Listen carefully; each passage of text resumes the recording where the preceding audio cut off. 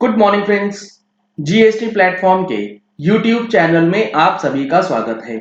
जी हाँ friends, financial year 1920 की जो इनकम टैक्स रिटर्न फाइल करनी है उसके अंदर एक बहुत ही बड़ी क्लैरिफिकेशन और एक बहुत बड़ी रिलीफ जो है वो दी गई है फाइलिंग के अंदर। क्या वो रिलीफ है, क्या वो क्लैरिफिकेशन है, इनकम टैक्स डिपार्टमेंट ने कल प्रेस रिलीज इशू करके बताया है। इसमें बताया गया है no requirement of script wise reporting for day trading and short term sale or purchase of listed shares। कहने का मतलब है कि अगर आपने शेयर्स के अंदर ट्रेडिंग करी है और वो ट्रेडिंग शॉर्ट टर्म है या फिर इंट्राडे ट्रेडिंग है यानी कि डे ट्रेडिंग है, तो आपको स्क्रिप्ट वाइज डिटेल्स जो है वो रिटर्न में नहीं भरनी। स्क्रिप्ट वाइज डिटेल का मतलब क्या हुआ? लेट सपोज आपने एक कंपनी का शेयर खरीदा, तो जब आप अपनी रिटर्न फाइल करेंगे तो वहां पर जो सेल परचेज का डिटेल्स देना होता है उसके अंदर हर एक स्क्रिप्ट का आपको ISEIN नंबर, कंपनी का नाम, उसकी परचेज कॉस्ट, सेल वैल्यू, ये सारी चीजें डालने की जरूरत नहीं पड़ेगी। क्योंकि काफी लोगों को कंफ्यूजन आ रहा था कि return form for assessment year 2021 में स्क्रिप्ट वाइज डिटेल्स जो है वो मांग रहा है।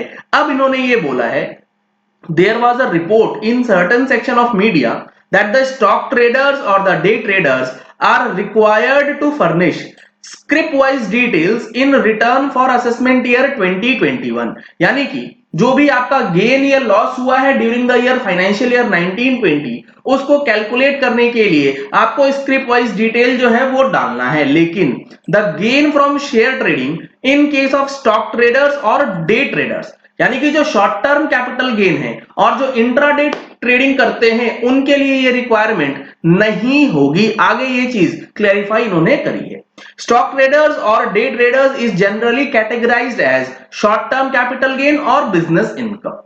This is because their holding period of share or the units in most of the cases is less than 1 year, which is a prerequisite for the gains to be categorized as long term capital gain। यानी कि अगर आपको long term capital gain करना है तो वो 1 साल से ऊपर पीरियड जो है होल्डिंग का होना चाहिए। अगर आपका 1 साल से कम है, शॉर्ट टर्म है या फिर सेम डे खरीद के सेम डे आप बेच रहे हैं, इंट्राडे करते हैं, तो भी आपका वो बिजनेस इनकम या फिर शॉर्ट टर्म कैपिटल गेन के अंदर आएगा।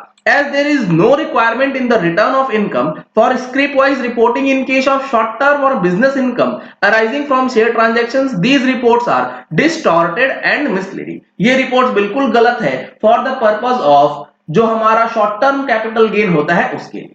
तो फिर ये डिटेल्स देनी किसके लिए है? इन्होंने इसके लिए एक्सप्लेनेशन दिया है। Finance act 2018 allowed exemption to the gains made on the listed shares or specified units up to 31st January 2018 by introducing grandfathering mechanism of computation of long term capital gain for these shares।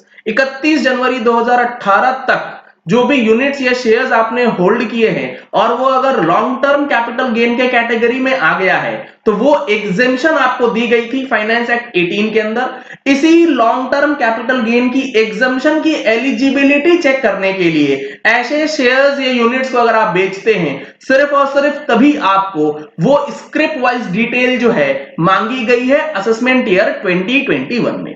The script wise details in the return for assessment year 2021 is required to be filled only for the reporting of long term capital gains for these shares and units which are eligible for the benefit of grandfathering and exemption in terms of LTCG rules।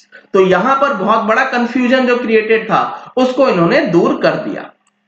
As the grandfathering is to be allowed by comparing different values such as cost price, sale price, market price as on 31 January 18 for each shares or the units, there is a need to capture the script wise details for computing capital gains of these shares or units। क्योंकि exemption को claim करने के लिए या calculate करने के लिए या फिर उसे कंपेयर करने के लिए स्क्रिप्ट वाइज डिटेल्स जरूरी है, अदरवाइज वो कंपैरिजन जो है हो नहीं पाएगा 31 जनवरी 18 को और उसके बाद या उससे पहले क्या आपके पास कॉस्टिंग, सेल प्राइस वगैरह वगैरह डिटेल्स जो है वो अवेलेबल थी। The script-wise details are not required in income tax returns for assessment year 2021 for computation of capital gain or business income from shares or units which are not eligible. जो shares और units 31 जनवरी 2018 को grandfathering के लिए eligible थे और exemption के लिए eligible थे, सिर्फ उसी के लिए डिटेल्स जो है देना पड़ेगा, ना कि सारे ट्रांजैक्शंस के लिए. Without this reporting requirement, there may be situations where taxpayer may not claim or wrongly claim the benefit of grandfathering due to the lack of understanding of the provisions. अगर ये डिटेल्स नहीं मांगा जाए तो कई cases में ऐसा भी हो सकता है कि गलत तरीके से रिटर्न फाइल हो जाए और जो बेनिफिट्स मिलना था वो नहीं मिले, या फिर अनड्यू बेनिफिट्स जो हैं वो कुछ टैक्स पेयर्स ले लें.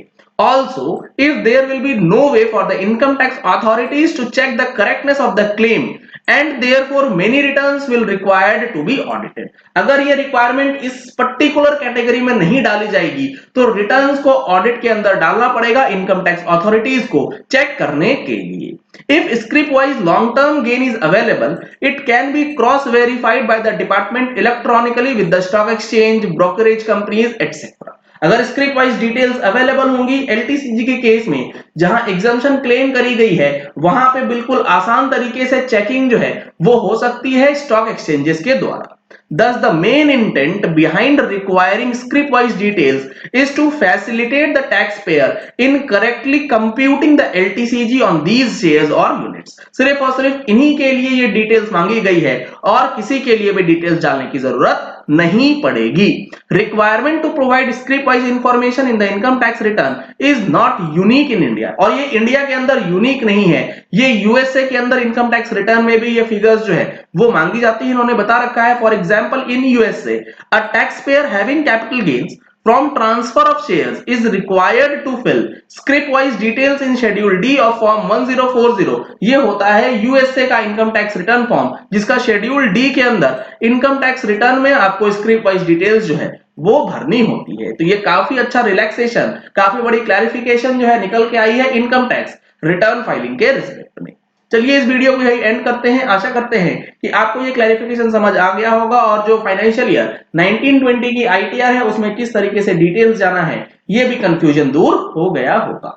अगर आपने हमारे चैनल पे फर्स्ट टाइम ट्यून इन किया है तो चैनल को सब्सक्राइब करने के लिए नीचे दिया गया रेड कलर का सब्सक्राइब बटन प्रेस कर लीजिए. साथ में जो बेल आइकन है उसे भी प्रेस कर लीजिएगा ताकि वीडियोस की नोटिफिकेशन आप तक रेगुलरली पहुंचती रहे.